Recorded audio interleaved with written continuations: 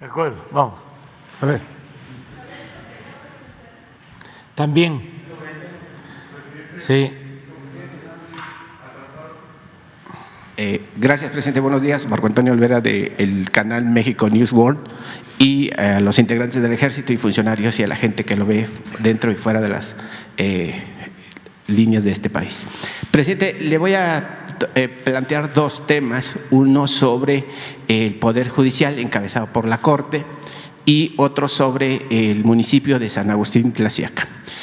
San Agustín Tlaxiaca se encuentra a 20 minutos de la capital del estado, que es Pachuca, y a 1 hora 20 minutos de la capital de la República. Sin embargo, como ahorita acaba de decir el general Luis Crescencio Sandoval, que San Agustín Tlaxiaca es uno de los municipios con más extracción de petróleo, obviamente gasolina y demás en el estado de Hidalgo. En ese sentido, presidente, la gente recurre a esos actos porque hay un problema con el tema de las tierras. Usted le va a regresar cientos de hectáreas a los yaquis, ayer lo anunció en Sonora, también ha encabezado actividades para la producción de alimentos para el autoconsumo. En ese sentido, en San Agustín Tlaxiaca hay cerca de 500 ejidatarios, hombres y mujeres, que están haciendo víctimas de los comisariados y obviamente de empresarios que les están arrebatando sus parcelas, les están arrebatando sus solares y le están solicitando que les ayude a través del RAM o a través de otra dependencia para que obviamente sus tierras tengan un título parcelario, una seguridad para que no sean despojados y obviamente qué beneficio les trae a esos campesinos, pues producir su maíz, su haba, su frijol, la siembra de maguey, la siembra de nopal, que prácticamente el maguey es una planta que ayuda a reforestar y mantiene obviamente los mantos acuíferos en mejores condiciones, incluso que de los árboles que conocemos. En ese sentido, presidente, ¿cómo podría ayudar a estos habitantes? ¿Cuál sería la ruta? Porque en el 94, el entonces presidente Ernesto Zedillo, pues estacó algunas tierras, pero a otros los dejó fuera de esa lista, no tienen sus títulos parcelarios y hoy los ejidatarios en turno les piden de 3,000 a 4,000 pesos cada año para que puedan sembrar sus tierras y en dado de los casos les dicen que pues ya pasó a uso común y después ellos la rifan entre ellos y se las venden al mejor postor. Entonces, quisiera saber su respuesta. ¿Cuál es la respuesta que le daría? ¿Cuál es la ruta que tomaríamos para que se les entreguen sus títulos parcelarios? Y también la gente que tiene solares, porque es gente que lleva ahí 30, 25 años, que ya construyó un cuarto, 2 cuartos, viven ahí, tienen corrales de aves, tienen corrales de cerdos y pues también pasan por las mismas penurias de los comisariados que los quieren despojar. Bueno, vamos a pedirle a Sedatu que se haga cargo, porque son dos cosas. Es la cuestión agraria y eso corresponde a la Procuraduría y la regularización de la tenencia. Nos ponemos de acuerdo para que se lleve a cabo una reunión allá, que esté el procurador agrario y los responsables de la regularización de la tenencia de la tierra, si te parece. Sí, ese es el compromiso que hacemos. Ok, la Procuraduría Agraria junto con el RAM fueron cómplices del arrebatamiento de esas parcelas, no de esta administración. Hace medio año cambiaron de funcionario en el estado de Hidalgo, sin embargo los que los antecedieron pues también contribuyeron al arrebato de esas tierras y bueno, finalmente pues pareciera que la tierra y libertad que encumbraba Zapata y Villa pues a San Agustín Tlaxiaca no ha llegado, presidente. Sí, pero ahora son servidores públicos honestos, íntegros, me consta. Entonces, vamos a que vayan y que ellos hablen con la gente, con los ejidatarios y que se analice cuál es el problema y se ayude a los campesinos para que tengan seguridad en el uso de sus tierras. Gracias, presidente. Y en otro tema sobre la impartición de justicia, donde jueces y magistrados pues no han contribuido para erradicar de manera eficaz la corrupción y, por supuesto, la impartición de justicia. Usted me dijo a 3 meses de haber tomado posesión de su gobierno que había encontrado un elefante reumático y perezoso en las instituciones pues, de su gobierno. Sin embargo, llevamos pues ya prácticamente a 2 años, 4 meses y días que su gobierno concluirá. Usted ha hecho un esfuerzo por combatir la corrupción, por erradicar la violencia, y usted también ha dicho que pese a la construcción de obras como la refinería, el Tren Maya, el Transísmico, el apoyo a las personas mayores y demás, pues sin pacificar al país y sin combatir la corrupción, su gobierno pues simplemente no va a quedar asentado, y esas son palabras suyas, presidente. En ese sentido, el Poder Judicial, encabezado por el ministro Arturo Saldívar Lelo de la REA, pues pareciera que tampoco le gusta impartir justicia a la gente más necesitada. Le voy a poner 2 ejemplos. La presa Madín en el Estado de México, ahí se nutren o agarran agua 125,000 familias de los municipios de Naucalpan, Atizapán de Zaragoza y Tlalnepantla. Esta presa Madín, presidente, se encuentra contaminada con patógenos que ponen en riesgo a la vida de estas 25,000 familias, y según estudios de la Universidad Nacional Autónoma de México, del Instituto Politécnico Nacional y de la Universidad de Barcelona en España, pues estos patógenos o químicos emergentes pues no logran ser eliminados con las plantas tratadoras que se encuentran, y por el contrario, las personas que consumen esa agua, porque no todos tienen para comprar un garrafón de 40 o 50 pesos, pues también se bañan, se lavan los dientes, se asean en general, pues han ya contraído enfermedades como la diabetes, el Alzheimer, el cáncer y el Parkinson. Lo grave de esto, presidente, es que este tema, estos reportes de estudios de laboratorio llegó a la Suprema Corte de Justicia de la Nación, y el propio presidente de la Suprema, Arturo Saldívar, la rechazó, no la aceptó, y obviamente pues le dio carpetazo al tema, no importándole pues la vida, el riesgo de 125,000 familias que se encuentran pues utilizando esa agua de la presa Madín. ¿Cómo combatir, presidente, la corrupción? ¿Cómo decirle al Poder Judicial, pese a que hay una independencia del Poder Judicial, el Ejecutivo y Legislativo, para que concuerden y caminen para el beneficio del país, y no solo para empresarios, no solo para farmacéuticas y, por supuesto, para alcaldes que están mencionados, como lo dije anteriormente?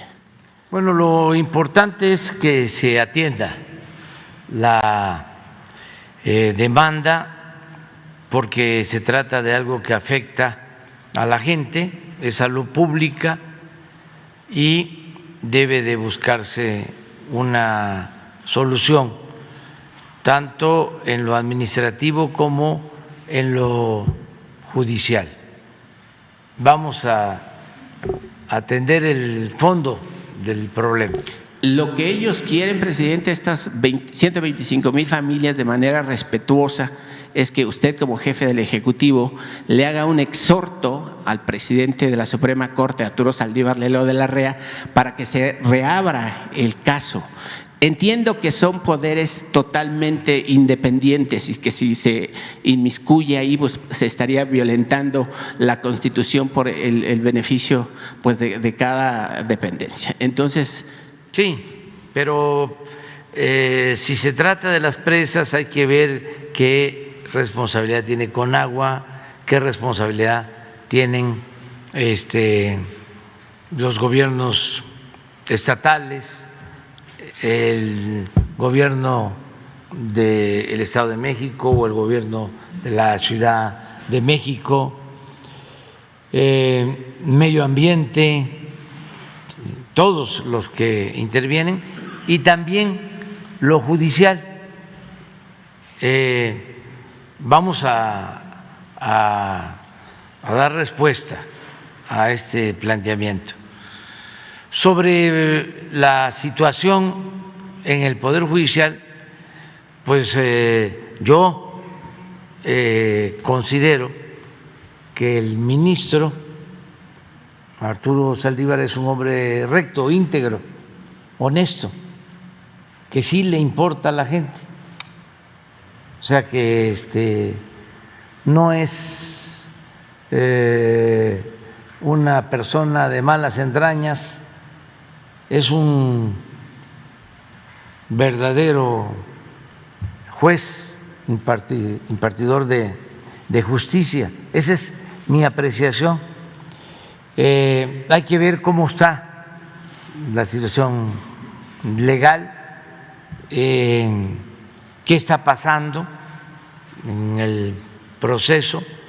A veces tiene que ver con otras instancias, no todo lo tiene que resolver la Corte. A veces inician estos procesos con jueces, luego pasan a magistrados y pueden llegar a la Suprema Corte y ahí resolver o decir no nos corresponde y tiene que irse a un tribunal. Vamos a ver de qué se trata, pero estoy seguro que vamos a contar con el apoyo del ministro Arturo Saldívar. Y ahí también estaría recomendable hacer la observación que las farmacéuticas pues tienen mucho de qué ver en la contaminación de los mantos acuíferos, por supuesto por los patógenos que ingestan o que están en el agua y que por supuesto se transmiten a través de los medicamentos que ingestan las personas enfermas de diversas dolencias que llevan en la vida. Presidente, ya para concluir, el negocio y también por supuesto el tema otra vez de magistrados y jueces, el negocio entre las constructoras y los bancos sigue en auge, a costa de los que menos tienen. Le pongo un ejemplo. Aquí en la Ciudad de México, el consorcio de Integración Ingeniería Integral SADCB y la empresa Casas Ara, que por cierto cotiza en la Bolsa Mexicana de Valores, hicieron un fraude a dueños de 500 departamentos que se ubican en la unidad habitacional San Simón de la colonia Guerrero, aquí en el mítico Tlatelolco, donde hoy cerca de 2,000 personas se encuentran en riesgo de perder la vida. Olvídese, presidente, del costo del departamento, porque la unidad habitacional se está hundiendo. Construyeron sin estudios de mecánica de suelo. El proyecto en su momento fue autorizado por el ahora senador de la República y aspirante a presidente de la República, Ricardo Monreal, exdelegado en Cuauhtémoc. Solo era esta unidad habitacional para 250 departamentos, pero la corrupción de esas autoridades en turno les alcanzó para construir por debajo del agua 550 en total. Los habitantes del complejo me dicen que el permiso para la construcción de los permisos pues solo tuvo un costo irrisorio para las autoridades, pero por debajo del agua recibieron más. Los dueños de estos consorcios, de estos inmuebles, presidente, dicen que recurren a su gobierno porque ya ninguna autoridad les hace caso. Por el contrario, aquí está lo de los jueces, la impunidad en el caso florece sobre todo por Alejandro Dicibit Sotelo, juez quinto de distrito en materia civil en la Ciudad de México, quien junto con Patricia Hernández Martínez actúan en favor de Casas Ara al no impartir justicia.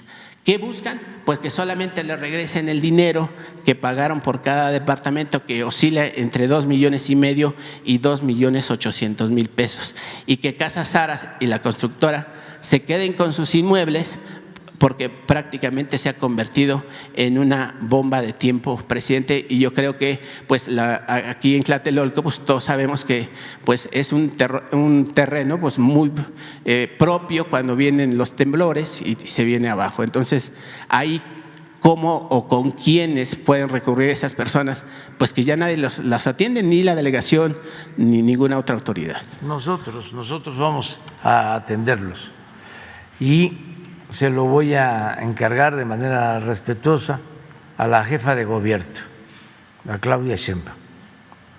Ella va a atenderlos. Con Jesús te pones de acuerdo para buscar una cita con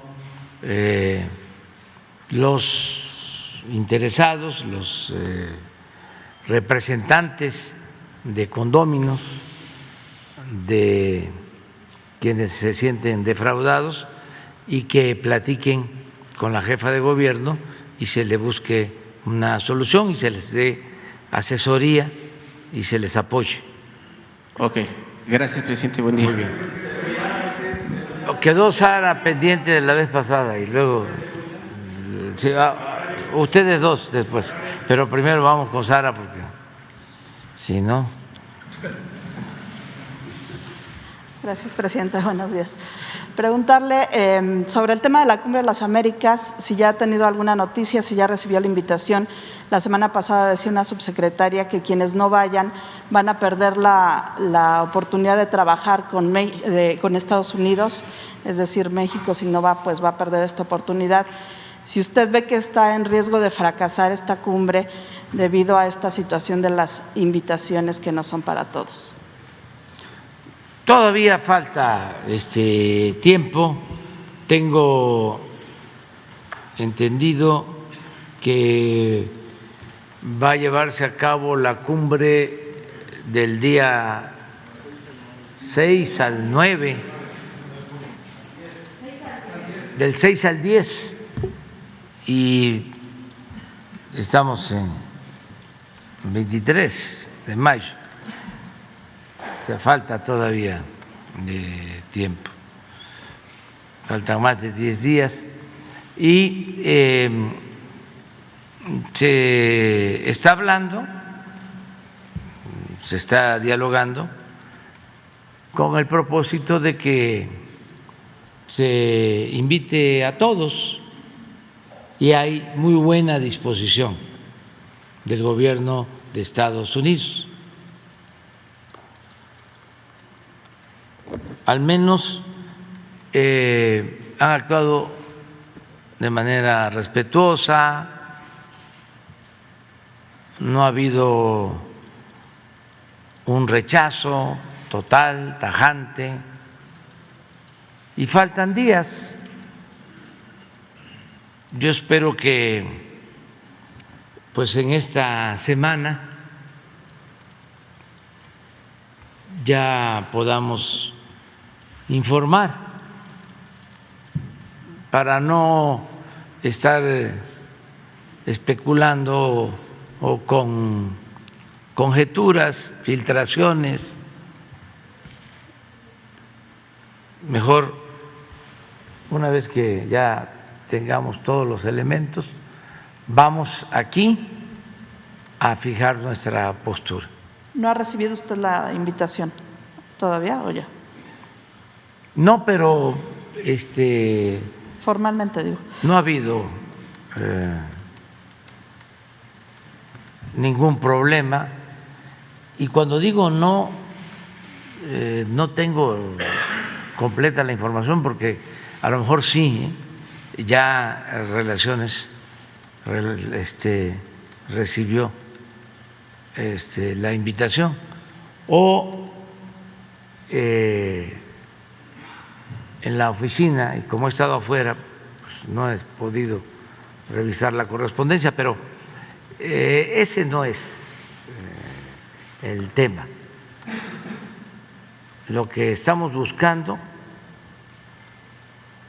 es que sea la cumbre del diálogo y de la hermandad,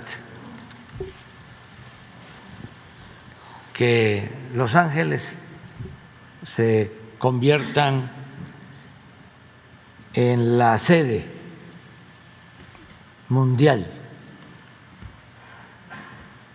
del diálogo y la fraternidad,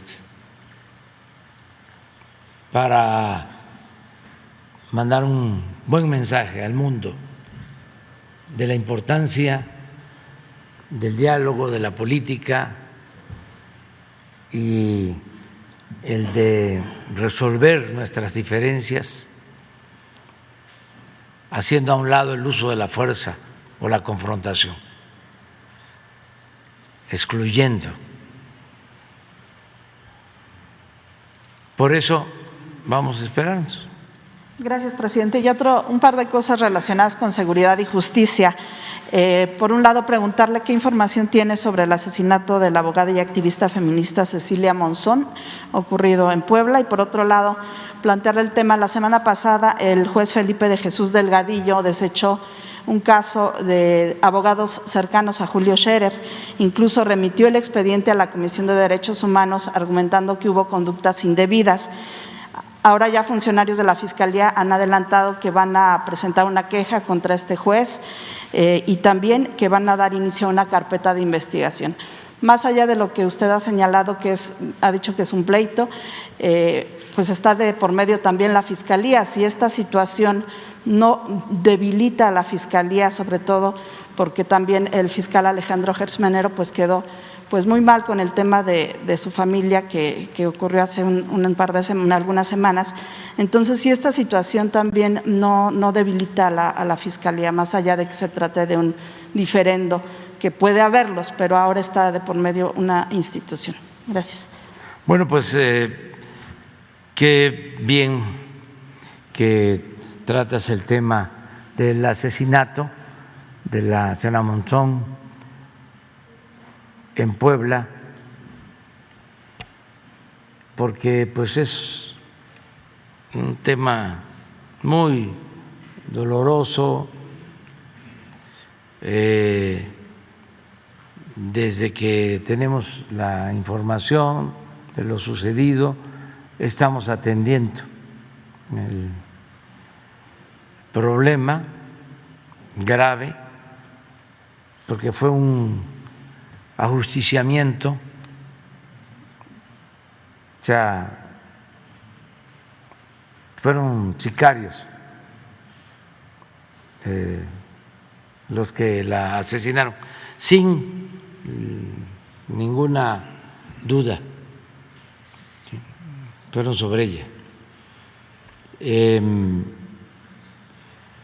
Y un abrazo pues a sus familiares, y lo mismo decirles que ya se está trabajando. Yo iba a tratar el tema ahora, pero como lo preguntas, ya me ayudas a informar que existe coordinación con el gobierno de Puebla y estamos nosotros participando. Incluso me gustaría que el subsecretario les informara sobre lo que se lleva de la investigación, hasta dónde es posible hacerlo. Pero Ricardo nos va a informar.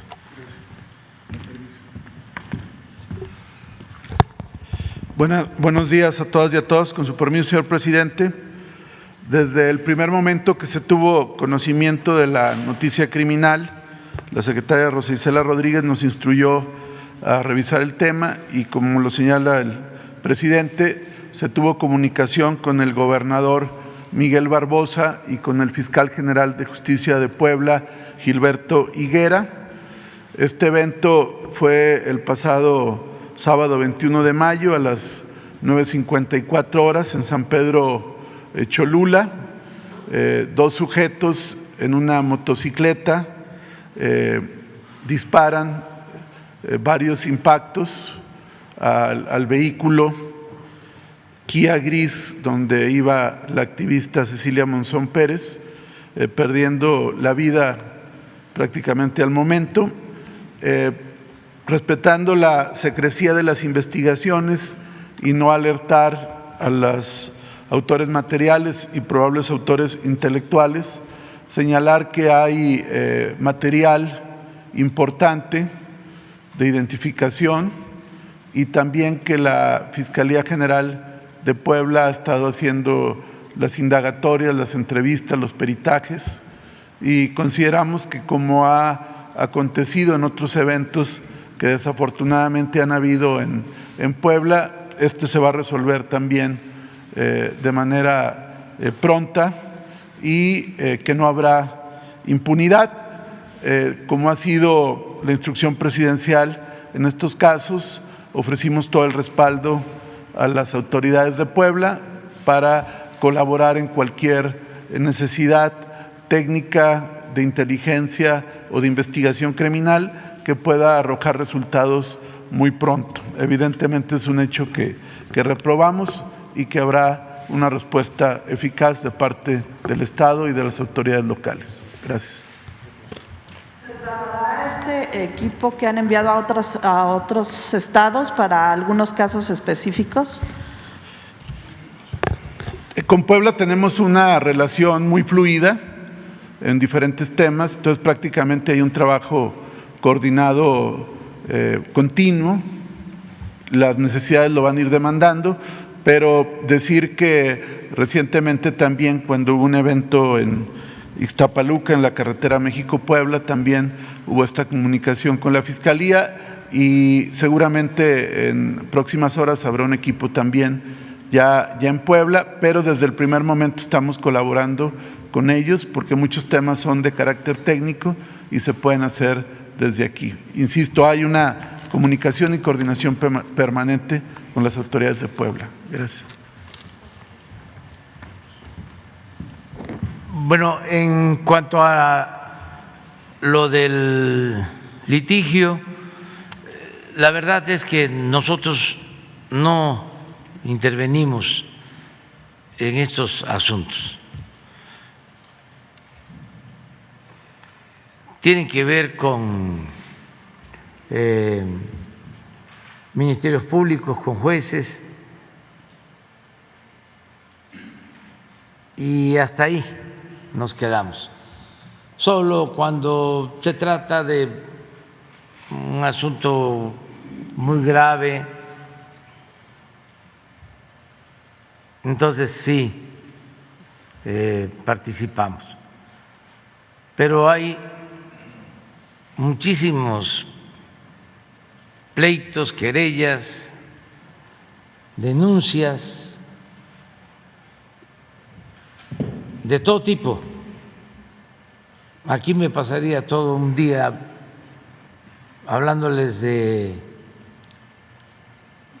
los pleitos judiciales, por ejemplo, de las herencias, pero son como para escribir libros de cómo se pelean los que tienen dinero o reciben herencias y cómo hay confrontación en las familias y toda la descomposición que se produce. Pero de lo más inhumano, hasta en familiares, por el dinero, que es la mamá, y para hacerlo en términos de equidad, la mamá y el papá del diablo,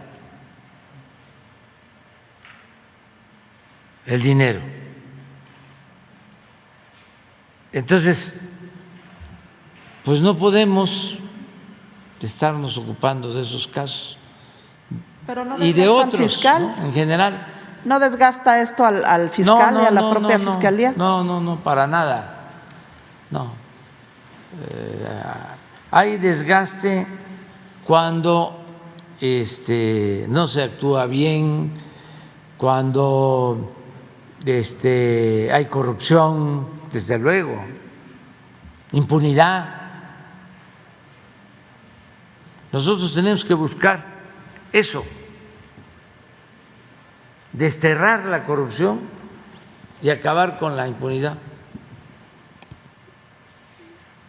Por ejemplo, aprovecho para hacer un llamado a todos los trabajadores petroleros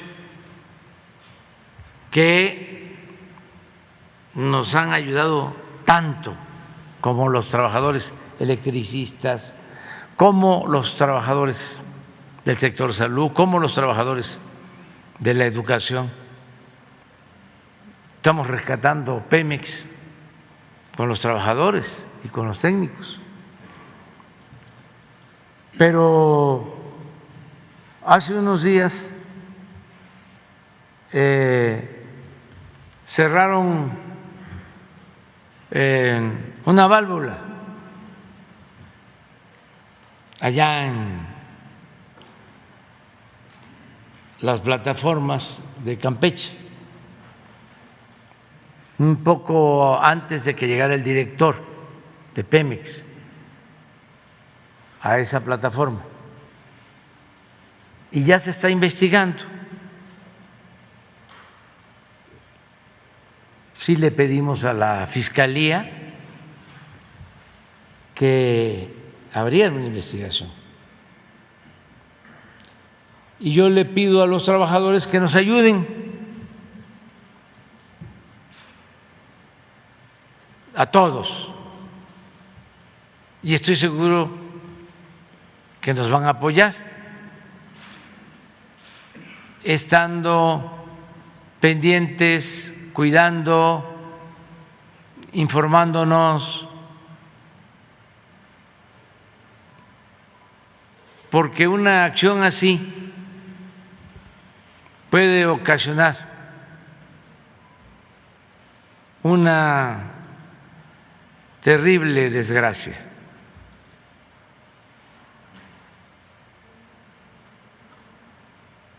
No se pueden correr esos riesgos, y entonces, como la mayoría de los trabajadores, para no ser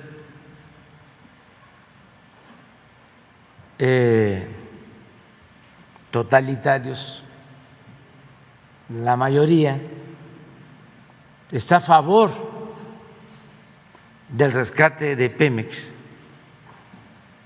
Por eso hago este llamado para que estemos todos pendientes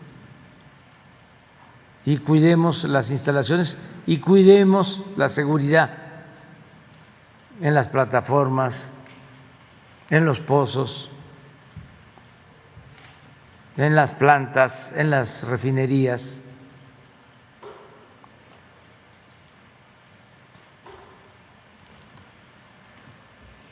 Y eso es lo que tenemos que hacer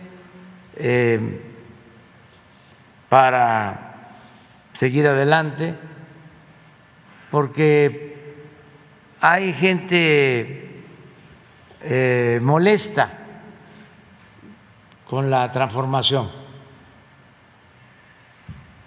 que estaban acostumbrados a robar o a recibir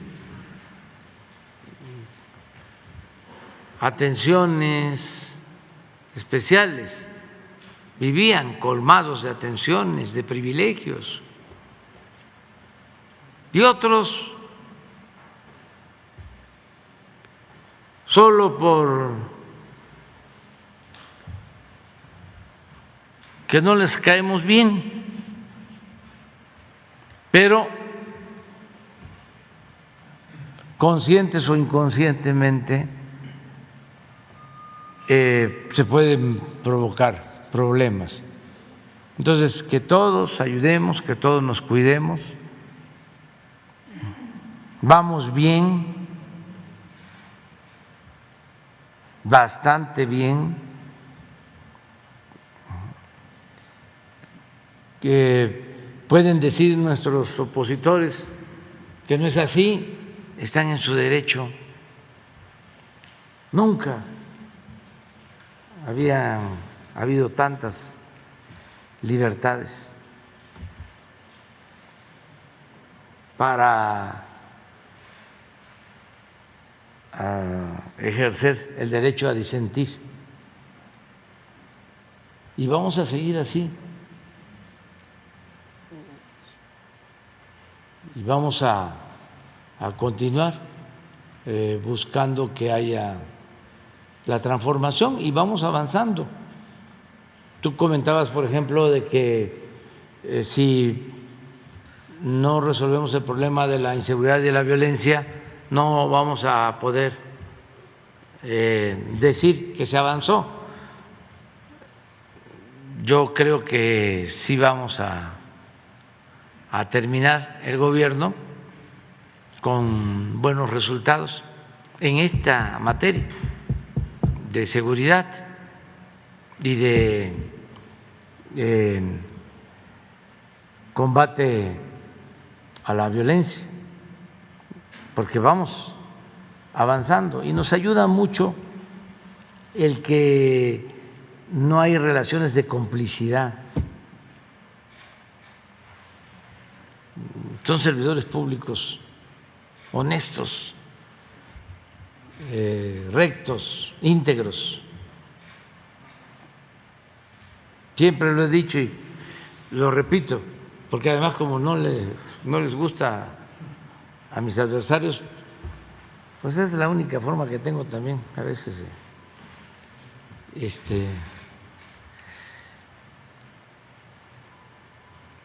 de hacerlos que se enojen para que vayan acostumbrándose a serenarse.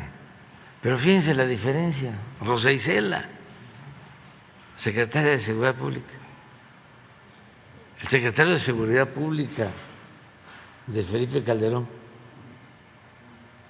García Luna,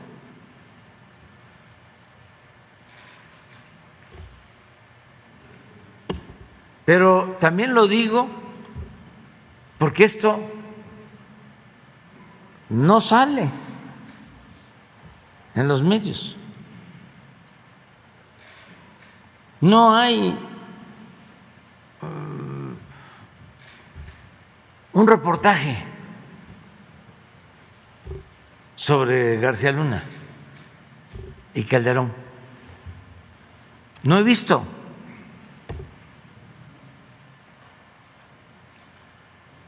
Algunos por ahí, para cumplir con el expediente, para que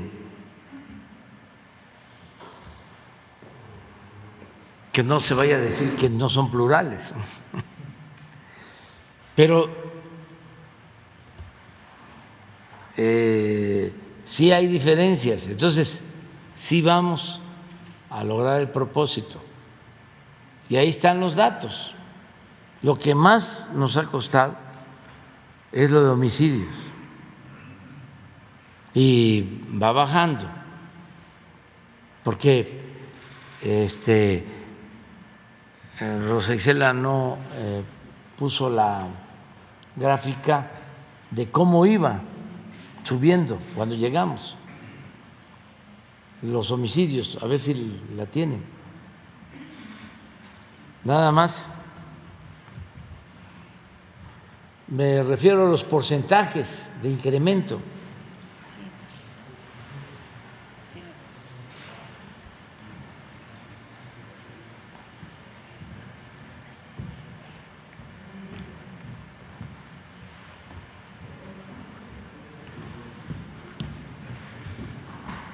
Pero sí, ese es lo más difícil que enfrentamos.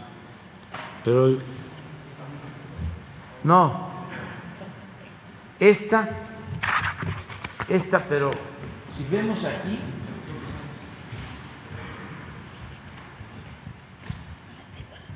esto, miren cómo iba.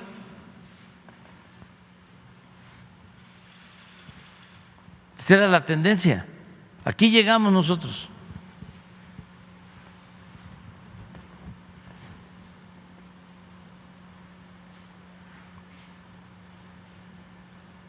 Pero si vemos los porcentajes aquí de incremento anual, 15, 20% anual. Aquí empezamos,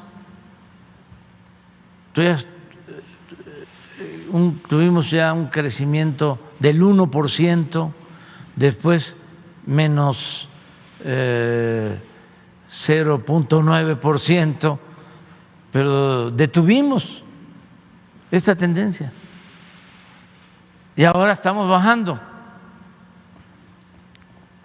en el periodo este porcentaje, en el periodo que llevamos. Pero si tomamos en cuenta el último año, esto es menor. Debemos de traer como el 3% abajo, nada más, con relación al 18. Pero ya no siguió la tendencia. Y vamos a continuar, porque como no hay impunidad, pues se avanza. Les quiero dar también una buena noticia. Aquí ustedes, no sé si está la compañera, el compañero, porque no recuerdo quién hizo el planteamiento de que estaba en la cárcel en Tamaulipas una mujer indígena guatemalteca, Juana Alonso. No sé si está quien lo planteó. ¿Quién fue? Jocelyn. La compañera que defiende también a los animales. Ah, sí, ella hizo aquí la denuncia. Es la lista, así se llama su medio, la lista. Pues quedamos de que íbamos a ver su asunto y le pedíamos al gobierno de Tamaulipas, porque ya estaban todos los estudios y habían participado instituciones de derechos humanos, gobernación y también los juzgados en Tamaulipas, y ya se había demostrado que era inocente. Estuvo 7 años presa y ya salió, fue liberada el domingo.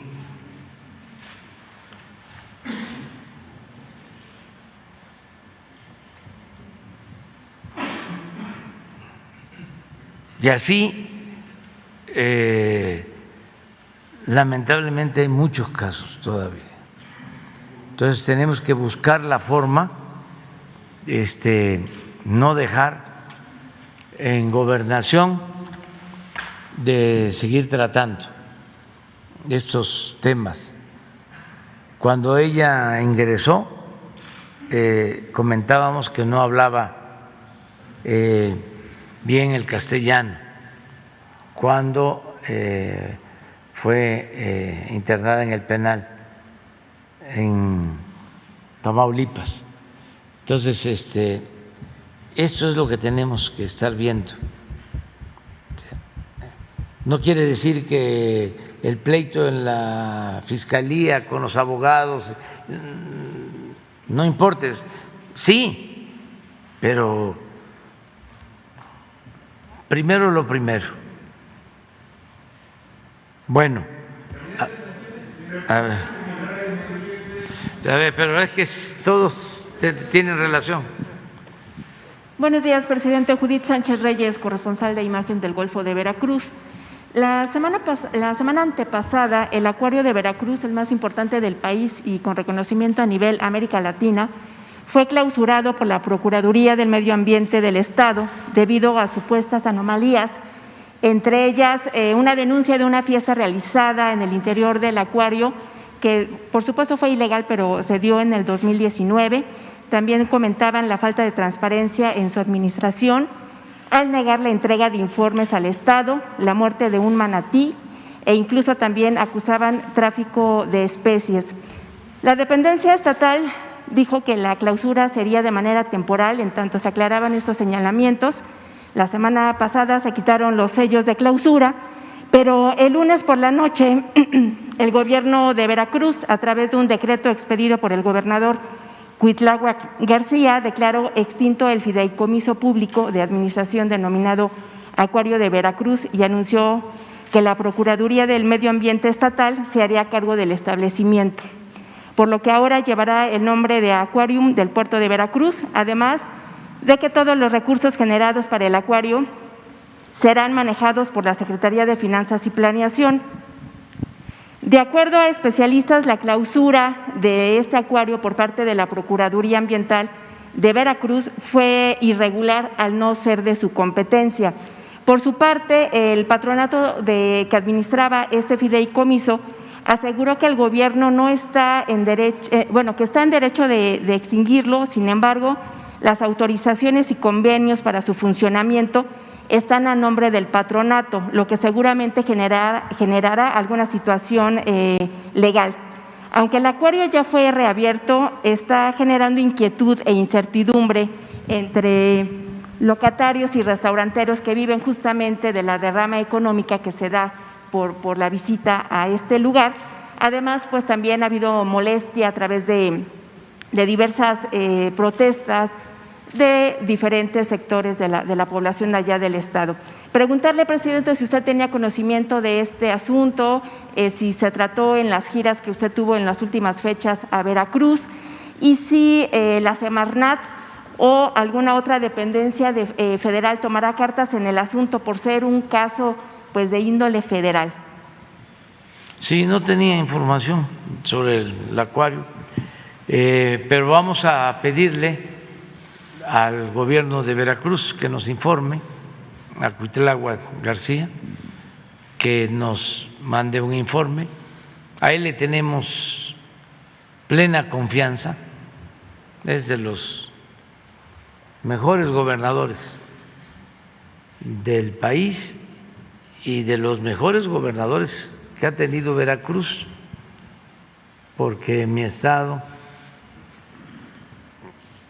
Veracruz, como lo es Tabasco, bueno, como lo es todo el país, pero en el caso de Veracruz han habido muy malos gobernantes,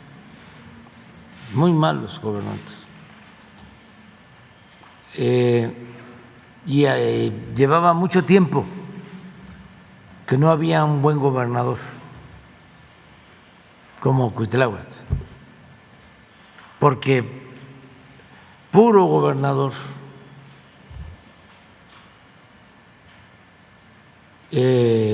ventajoso, no quiero decirlo fuerte,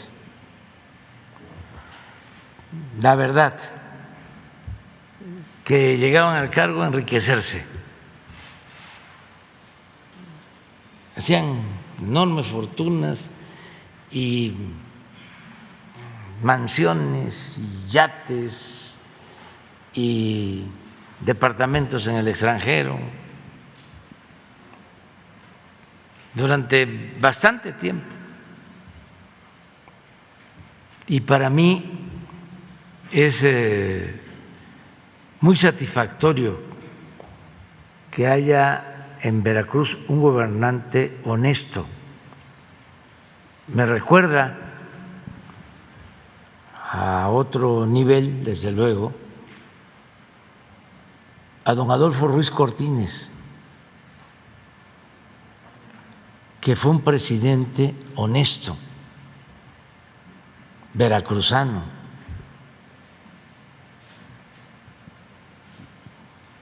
Eso es importantísimo.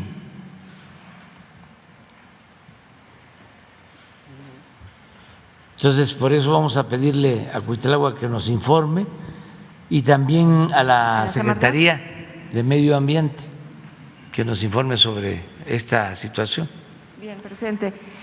A pesar de que las cifras de secuestros muestran, bueno, que es uno de los delitos que ha bajado a nivel nacional, de acuerdo aquí a las cifras oficiales, existen casos como el de Ángel Mendoza Zamora, quien fue secuestrado junto con su abogada, la licenciada Maribel Sánchez Villalbazo, hace unos meses en Orizaba, Veracruz, saliendo de una audiencia justamente de la Fiscalía en este municipio.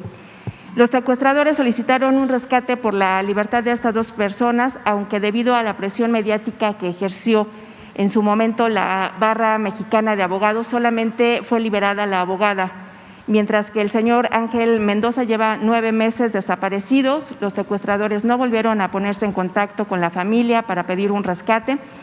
Y en este sentido, presidente, varias personas y familiares del señor Ángel pues han solicitado ayuda al gobierno federal para dar con su paradero. No ha habido respuesta. De hecho, se recurrió a la Fiscalía General de la República, que a su vez mandó la investigación del caso a la Guardia Nacional y bueno, no ha habido ninguna respuesta. No sé qué se puede hacer al respecto, qué instancias tocar nuevamente. Lo vamos a ver, ahora mismo, ¿sí? Porque en lo que tiene que ver con secuestros, aunque es un delito que tiene cifra negra, porque no se denuncia mucho. Sin embargo, sí hay indicadores que nos demuestran que ha ido a la baja, lo que planteaba aquí Rosa Isela, 70% de disminución, 75% de disminución, pero de todas maneras vamos a seguirlo combatiendo y hay un buen equipo y lo decía Rosa Isela, en los estados hay buenos equipos antisecuestros y el equipo central también hace un buen trabajo. Finalmente, presidente, de acuerdo a lo manifestado por diferentes agrupaciones de abogados y también por ciudadanos que viven procesos judiciales de diversa naturaleza en Veracruz, el acceso a la justicia pues ha tenido un profundo impacto por diversas razones, entre ellas por la falta de autonomía del Poder Judicial. El Poder Judicial del Estado vive una crisis presupuestal que ha traído consigo la desaparición de 29 juzgados penales, civiles y familiares desde junio pasado para hacer frente al pago de la deuda que significan los contratos que bajo la modalidad de asociaciones públicas privadas heredadas por anteriores administraciones que han sido además señalados de múltiples irregularidades. Esto, lejos de privilegiar la justicia, bueno, pues lo que ocasionó fue un rezago en perjuicio justamente de las familias veracruzanas. La falta de autonomía del Poder Judicial también ha sido señalada por mantener presos o tratar los procesos a cientos de personas acusadas por el delito de ultraje a la autoridad, a pesar de que ha sido declarado inconstitucional por la Suprema Corte de Justicia de la Nación. Entre los acusados, bueno, usted ya los conoce el caso de José Manuel del Río Virgen, exsecretario técnico del Senado, pero hay muchas otras personas en situaciones similares, en algunos que han sido incluso señalados o calificados como presos políticos.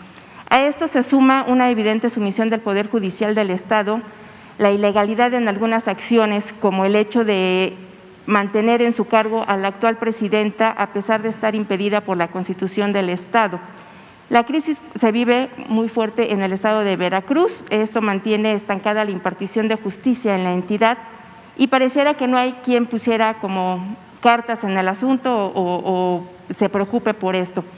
Incluso esta situación ha provocado pues, que trabajadores en varias regiones del estado se manifiesten para dar a conocer, para revelar las carencias y necesidades que enfrentan, porque también esto pues, ha golpeado a la clase trabajadora. ¿Qué acciones se deberían de tomar, a su opinión, a su parecer, para evitar que se siga afectando pues, los derechos humanos de la sociedad veracruzana? Sí, vamos también a pedirle al gobernador y además ya hiciste la denuncia y eso nos ayuda mucho porque ya se enteran en Veracruz y en todo el país y esto ayuda a que se resuelvan los problemas, que es lo que debemos de procurar todos los servidores públicos. Entonces, de todas formas, vamos a pedir a las autoridades locales un informe sobre lo que tú estás planteando, si te parece. Gracias, presidente.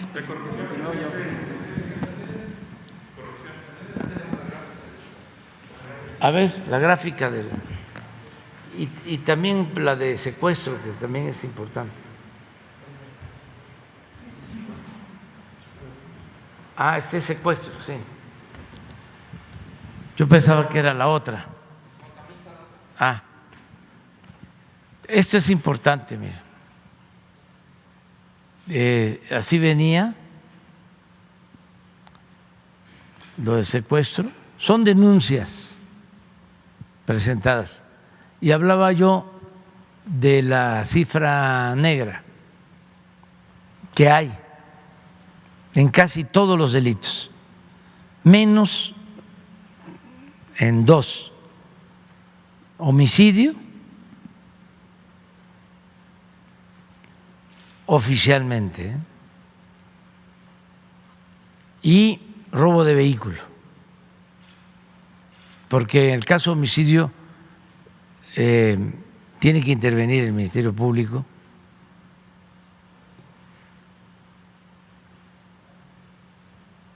aunque hay veces que cuando se trata de enfrentamiento entre grupos se llevan a sus muertos. O sea, por eso no es así tan categórico de que todos los homicidios se registran, pero sí es lo más cercano a la realidad. En robos, por ejemplo, es mucho el margen de delitos que no se denuncian. Ahí sí hay más cifra negra. Y esto es lo que... ¿Mande? Sí, es el INEGI, sí. Del INEGI, es esto. Pero hay uno que tenemos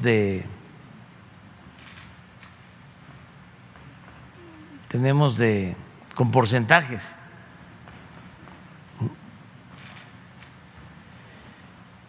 Y aquí se fue arriba estos.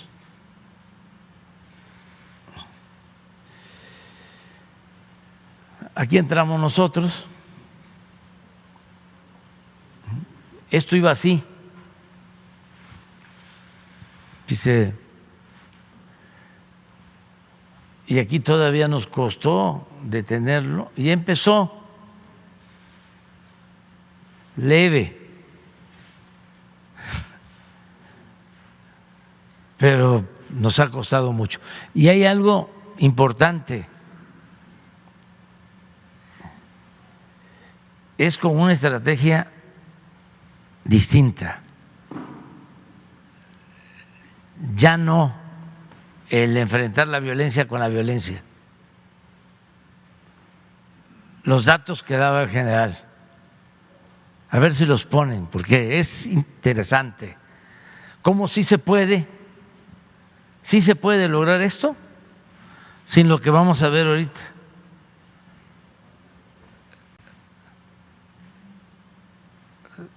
Sin la letalidad, es decir, sin quitarle la vida a nadie.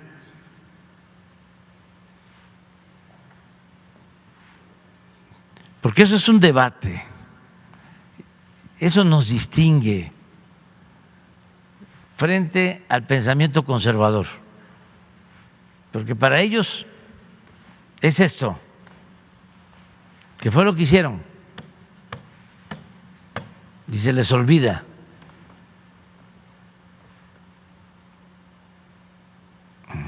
Es enfrentar el mal con el mal, la violencia con la violencia.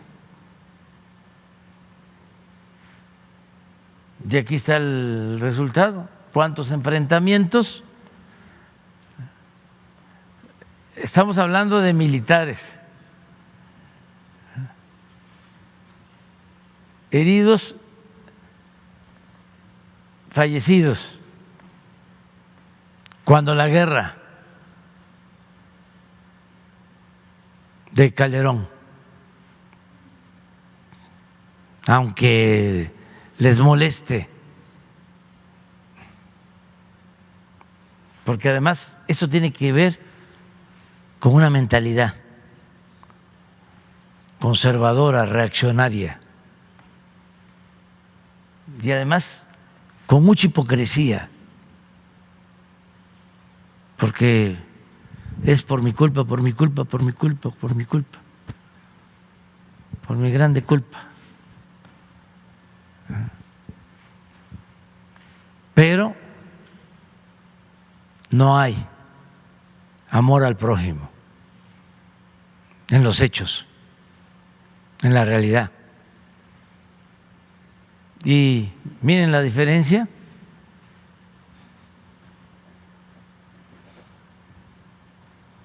Aquí estaba en su apogeo el mátalos en caliente. 324 militares heridos. Ya hemos visto personas, y ahora vamos a poner también la gráfica. 324.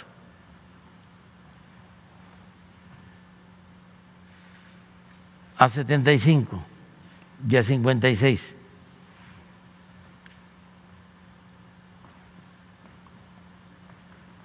Claro, el que da la orden ese está arriba.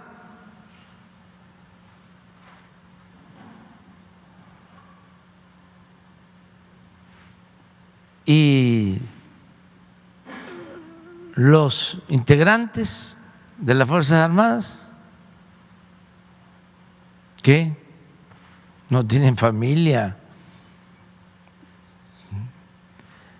Y lo mismo en el caso de los presuntos delincuentes. A ver si pones la de letalidad. Esto, mire. Estos son los fallecidos. Más fallecidos que heridos y detenidos. Porque el que quedara herido lo remataban.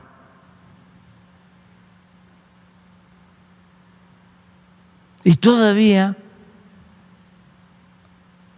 se atreven a decir que está mejor. Y además,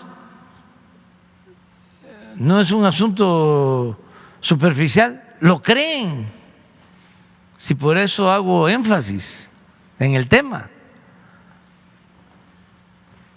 porque eso es la esencia del pensamiento conservador, el autoritarismo, la mano dura, el no importarle la vida, el sufrimiento de las personas. Todo lo quieren resolver así, con el uso de la fuerza. Por eso nuestra estrategia, ahí va. ¿Qué atendían a los jóvenes? Nada, nada más los etiquetaron, los llamaron ninis,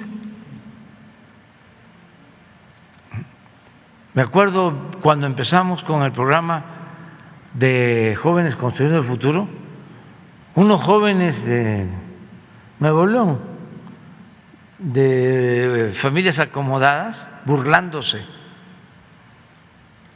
de cómo se les iba a dar dinero a los ninis, pero todavía lo siguen pensando y es consustancial al conservadurismo. Por eso sí hay diferencias. Claro que hay clasismo en el país y racismo y discriminación. Esto, por ejemplo, de los médicos que van a venir a ayudar. Un escándalo.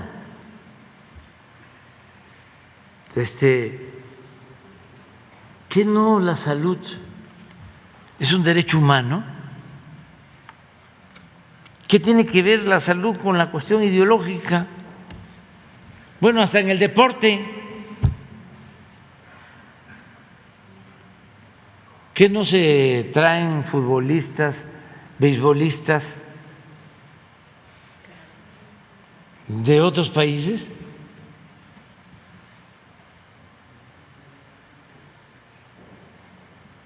No, pero es un dogmatismo enfermizo, muy fanático. Por eso hay que trabajar mucho con los jóvenes y tratar este tema siempre.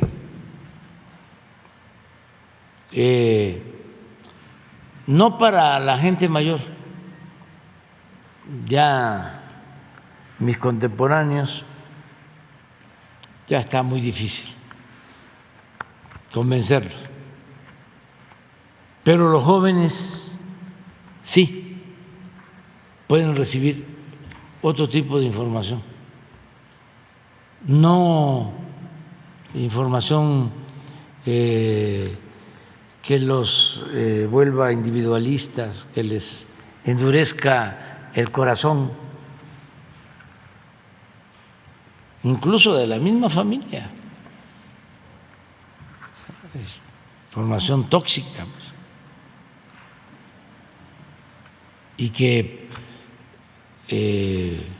no se pierda el humanismo. Ya nos vamos a ir. ¿Te vas a quedar para mañana? Es que, presidente. Va a haber rebelión, ni modo, pero me tengo que ir, tengo desayuno. Y si les digo con quién, ya me puedo ir. ¿Sí? Bueno, con Marcelo Ebrard. Bueno, adiós, adiós.